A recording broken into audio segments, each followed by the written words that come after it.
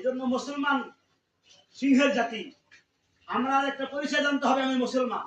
আমরা কি মুসলমান? মুসলমান তো সিংহের জাতি। মুসলমান বাঁচতে হলে সিংহের মতো গর্জন দিয়ে বাঁচতে হবে, ঠিক না? ঠিক। এজন্য মুসলমান আমাদের কর্তব্য আছে। এজন্য মানুষের দুনিয়ার কারো কাছে নত হবো না, নত হয় একমাত্র আল্লাহর কাছে। কার কাছে? আল্লাহর কাছে।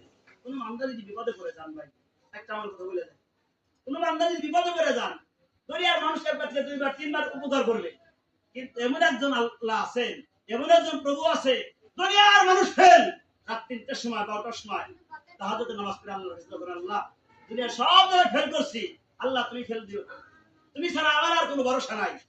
কালেকশন লাগান আল্লাহর সাথে, আল্লাহ তার সব ব্যবস্থা করে দিবেন ইনশাআল্লাহ। আল্লাহ তাআলা আমাদেরকে দ্বীনের জন্য কবুল করে নেন, জীবন করে বলুন আমিন। আল্লাহ এই মাদ্রাসাকে বাইতুল কোরআন আইসিটি মহিলা মাদ্রাসাকে আল্লাহ তাআলা দুইটাকে কবুল করে নেন, আমিন আমিন।